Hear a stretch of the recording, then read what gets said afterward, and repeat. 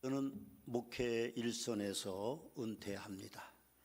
41년 6개월 동안 함께 동역하신 우리 서문학교 성도님들께 진심으로 감사의 말씀드립니다. 특별히 은퇴비를 허락하시고 또 저에게 좋은 선물을 주신 장로님들께 특별히 감사드립니다. 45년 동안 목회 사역에 동역한 아내와 두 아들에게 처음이자 마지막으로 고맙고 감사하다는 표현을 합니다. 목회 일선에서 은퇴라는 것은 인생에서 자유함을 얻는 것이라고 저는 생각합니다. 리타이어다, 타이어를 갈아 낀다 그러지만 실제로 타이어를 갈아 낀다고 고물차가 잘 나가는 건 아니니까 조심조심 잘 살아가는 것이 지혜라고 생각합니다. 저는 목회 은퇴를 벌써 3년 전부터 생각했습니다. 아직 제가 만 70이 안 돼서 내년에 제가 만 70인데 조기 은퇴를 하고 있습니다. 그런데 1년 전에 제가 은퇴를 할 때 어떤 설교를 할까 그러다가 오늘 본문을 제가 선택했습니다. 목회 베드로가 답하다. 제가 중학교 3학년 때 철야기도 중에 성령 충만함을 받았습니다. 그 성령 충만함의 은혜는 제 장애를 극복할 수 있는 놀라운 능력이었습니다. 그래서 남은 세월 제가 이 나이 먹도록 한 번도 제가 기죽고 살지 않았습니다. 하나님의 은혜입니다. 목사로 서원했습니다. 그리고 50년이 지났습니다. 신학을 공부했으니 목사란 무엇인가, 목회란 무엇인가를 생각할 수밖에 없었죠. 그때 목사란 예배를 인도하며 성도들에게 교의를 가르치는 성직자라는 사전적인 지식과 선배 목사님들의 그림자를 따르는 정도로 알고 23살에 개척을 시작했습니다. 맨 땅에 헤딩하듯 살아왔습니다. 제가 맨 땅에 헤딩하듯이라는 표현은 침례교회 상황이 그때는 너무 어려웠습니다. 직제가 장로도 없고 안수집사도 없고 권사도 없고 집사라는 직제만 있었고 전국의 침례교회 숫자가 500개가 안 됐습니다. 그래서 제가 시골 목회할 때는 침례교회는 이단이라고 그런 말을 들었습니다. 매우 어려운 상황 속에 있었던 것이죠.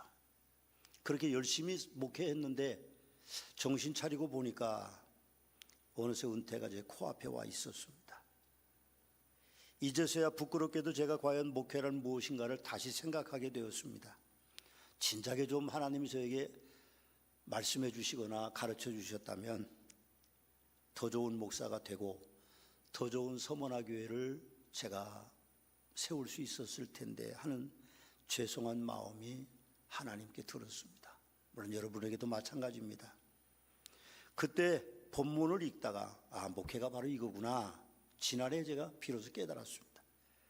오늘 본문은 사도행전 10장입니다. 거기 보면 로마 군대 백부장 고넬료가 베드로를 초청하는 역사적인 이방인 선교의 문이 열리는 기록이 있습니다. 고넬료는 하나님을 경외하여 백성을 많이 구제하고 항상 기도하는 사람이라고 표현합니다. 그가 하루는 기도하는데 천사가 그에게 나타나서 욥바에 머무는 베드로를 초청하라 그렇게 지시했습니다. 이튿날 베드로가 기도하는 중에 또 그 천사가 나타나서 3번이나 거룩하지 않는 짐승들을 잡아먹으라고 합니다. 베드로는 단호히 거절했죠. 하나님, 한 번도 나는 거룩하지 않는 것을 먹어본 적이 없습니다. 그때 하나님 3번이나 하나님께서 깨끗하게 하신 것을 내가 속되지 하지 말라 그렇게 말씀하셨습니다. 그 결국 베드로는 속되다고 믿던 이방인 고넬료의 초대에 응하고 전도하니 오늘 말씀을 더 계속해서 보면 고넬료의 집에 모인 친척과 가까운 친구들에게 성령님께서 임하셔서 방언의 은사를 허락하셨습니다. 최초의 목사 베드로의 이 사건으로 이방인 선교가 폭발한 것입니다. 저는 여기서 7가지 목사의 이제 역할, 사명 그런 것을 발견했는데 그 첫 번째 목사는 내 집에 살지 않는 것입니다. 그런 것 같습니다. 목사는 믿음의 조상 아브라함처럼 본토 친척 아비 집을 떠나는 것입니다. 베드로는 예수님을 만난 후 집을 떠나고 어부가 있어야 할 갈릴리를 떠나서 강도 없는 바다도 없는 예루살렘과 온 유대와 사마리아와 로마의 영토 유럽 전역을 다니고 있습니다. 오늘 본문에서는 베드로가 예루살렘의 박해를 피하여 해변가 요빠 무두장이 시몬의 집에 머물고 있습니다. 저는 궁금한 게 있었습니다. 베드로가 재산을 잘 정리하고 떠나왔는지, 아니면 아내를 데리고 왔는지, 부모 형제는 어떻게 했는지. 분명 베드로는 결혼했습니다. 훗날 그는 선교여행할 때 아내를 동행하고 다녀서 바울과의 약간의 오해가 있기도 했었는데 그런 기록들이 전혀 없습니다. 그냥 떠났습니다. 이는 베드로가 집안을 돌보지 않는 사람이라는 표현이 아닐 것입니다. 목사의 사역의 우선순위를 아마 성경은 우리에게 가르쳐주고 싶은 것이 아닐까 생각합니다. 지금은 하늘나라에 계신 나의 위대한 스승님이신 정진왕 총장님께서 우리 그렇게 말씀하셨습니다. 전사님들, 목사로서 평생에 두 가지를 꼭 해야 되는데, 하나는 이삿짐 보따리를 언제든지 싸고, 하나는 설교를 준비하는 거네. 이 두 가지를 꼭 준비해야 당신들이 목회를 잘할 수 있다고 저희들에게 그렇게 가르치셨습니다. 저도 찢어지게 가난한 삶을 맡아준 아내와 두 아들에게 미안하지만 42년 동안 제 인생의 1순위는 서머나 교회였습니다. 목회를 은퇴한 이제는 저의 인생의 우선순위가 아내와 자녀와 가정이 돼야 될 것 같습니다. 제가 오늘 이 옷을 입고 왔습니다. 제가 원래 옷장에서 까만 옷을 꺼냈습니다. 그런데 우리 집사람이 그 까만 옷 위에다가 이 옷을 딱 덮어놨어요. 그래서 이거 입고 가라고 그랬더니 그 옷은 좀 얇은 것 같다. 그래서 아이고, 아내 말을 들어야지. 그러고 제가 이 옷을 입고 왔습니다. 그런데도 목사라는 직함이 있으니까 사실은 자유롭지는 않을 것 같습니다. 목사란 두 번째로 홀로 걸어가는 겁니다. 그런 외로운 길이죠. 목사 목회의 길은 외로운 광야의 길입니다. 목사에게 목회 현장은 영원한 야당처럼 목사 편이 아닐 수 있는 사람들이 아내도 자녀들도 성도들일 수도 있습니다. 그러나 당연한 것은 목사는 목사로서 소명을 받았지, 아내도 자식들도 성도들도 목사로 소명을 받지 않았다는 것입니다. 사모도 자녀들도 목사 아빠는 교회와 성도들을 우선하고 가난하고 고지식하여 원망의 대상이 될 수도 있습니다. 우리 큰 며느리를 얻었을 때에, 또 우리 작은 며느리 얻었을 때 저에게 며느리들이 해준 얘기가 있습니다. 아버님, 우리 남편은 좋은 추억이 없답니다. 그래서 제가 가슴 찔렸습니다. 사실 베드로 사도, 베드로 목사는 고향 갈릴리의 친척과 아비집과 친구들, 배와 그물을 버려두고 예루살렘을 떠나 지금은 요빠 시몬의 집에 지붕 위에 홀로 기도하고 있는 외로운 사람이었습니다. 목사인 저도 예외일 수는 없었습니다. 서머나교회 목회의 길에 큰 일을 결정할 때에 성도님들을 의지하지 않고 하나님의 집 지붕에서 홀로 기도하고 외롭게 목회했습니다. 저와 사모가 목사라서 내 집에 살지 않았습니다. 주일에는 결혼식, 장례식, 가족 행사 모두 참석하지 않았습니다. 당연히 어려움이 있었습니다. 그러나 목사는 내 집에 살지 않는 것입니다. 더 무시무시한 것은 목사의 편이라는 성도들도 내 편이 아닐 때가 있어서 결국 목사는 외로운 길을 걸어갈 수밖에 없는 것입니다. 세 번째, 목사란 자기가 죽어야 되는 것입니다. 자아를 죽이는 것이죠. 본문에 보여진 하나님의 환상이 베드로를 두들겨 패고 있고 하나님이 그를 잡고 있습니다. 지붕에서 홀로 기도하는 중인데 보자기 같은 것이 하늘에서 내려와서 세 번이나 오르락내리락 하면서 네 발 가진 짐승과 기는 거고 공중에 나는 것들, 율법에는 먹어서는 안 되는 것들을 잡아먹으라고 하나님이 베드로를 어떻게 보면 욱박지르고 있습니다. 협박하는 거죠. 베드로는 그렇게 말합니다. 주여 그럴 수 없나이다. 나는 평생에 한 번도 그런 걸 먹어본 적이 없습니다. 그렇게 했을 때 하나님께서는 내가 깨끗하게 하신 것을 내가 속되다 하지 말라 그렇게 말씀하셨습니다. 베드로의 평생의 목숨을 걸고 지켜온 율법의 공든탑 자아를 하나님은 여지없이 무너뜨리고 계시는 것입니다. 그런 이유 때문에 사도 바울도 고린도전서 15장에서 나의 자랑을 두고 단언하노니 나는 날마다 죽노라 그렇게 말씀하신 것 같습니다. 저도 목사로서 자아를 죽여야 됐습니다. 목사가 살아있으면 탐욕이 드러나고 자기중심적인 교만병이 발생합니다. 어느 책에는 장로가 죽어야 교회가 산다는 책이 있지만 저는 꼭 그렇게 생각하지 않습니다. 목사가 죽어야 교회가 삽니다. 혹시 저로 인하여 상처를 입으신 성도님들이 계시면 용서를 구합니다. 저 때문에 교회를 떠나신 분들이 혹시 유튜브에서 제 설교를 들으면 저를 용서해 주시기 바랍니다. 제가 예수 안에서 죽지 못했습니다. 저를 용서해 주십시오. 지금 와서 생각하니 감사한 것은 제가 부족하여 수많은 어려움과 환난을 당했지만 하나님께서 제가 괴로움을 안고 눈물로 잠든 중에 저를 강하고 담대하게 만드셨고 잠에서 깨어내 놀랍게도 피할 길을 예비해 놓으셨습니다.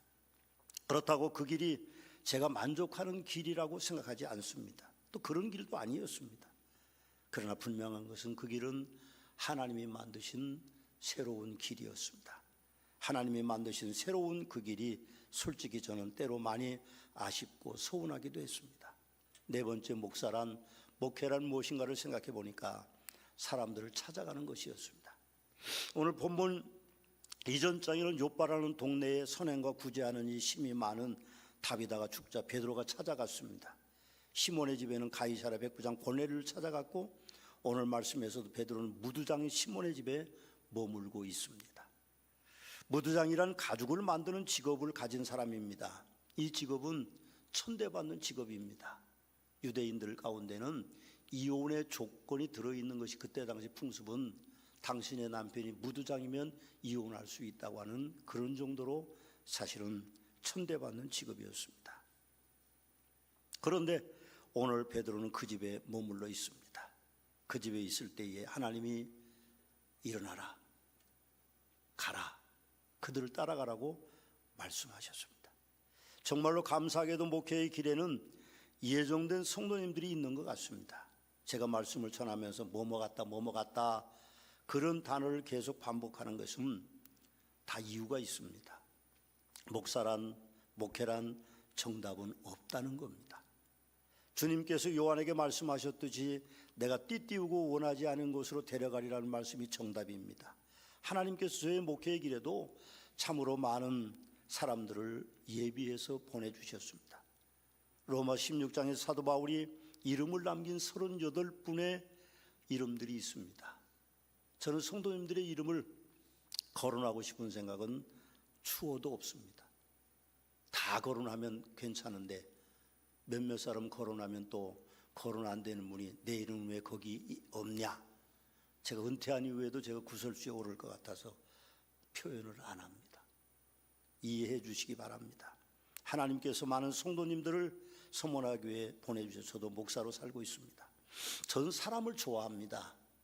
베드로를 닮은 것 같아요. 같은 배씨라서 아마 그런 것 같기도 한데 성도 중에는 제가 떠나는 성도는 붙잡지 않는 목사라고 하는 그런 소문이 있다고 그래요.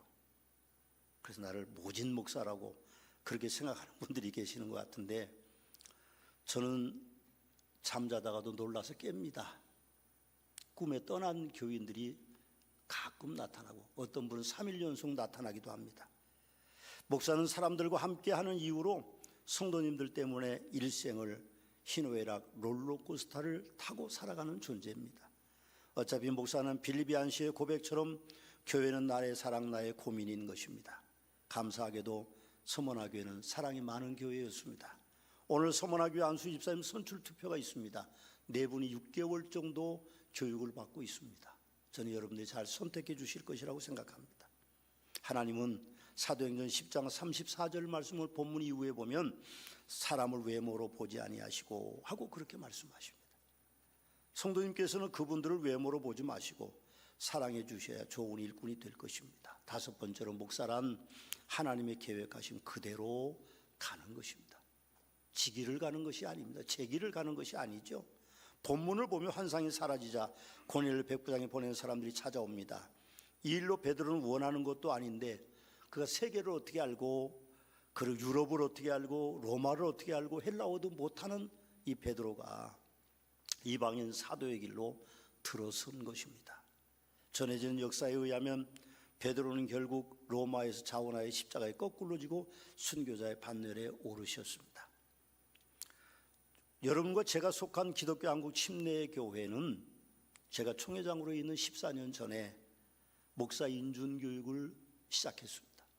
그동안에는 목사 인준 교육이라는 것이 없습니다.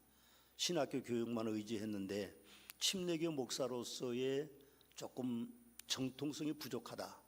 그래서 목사 인준 교육을 시작했을 때에 저는 여러 가지 많은 교육을 했습니다.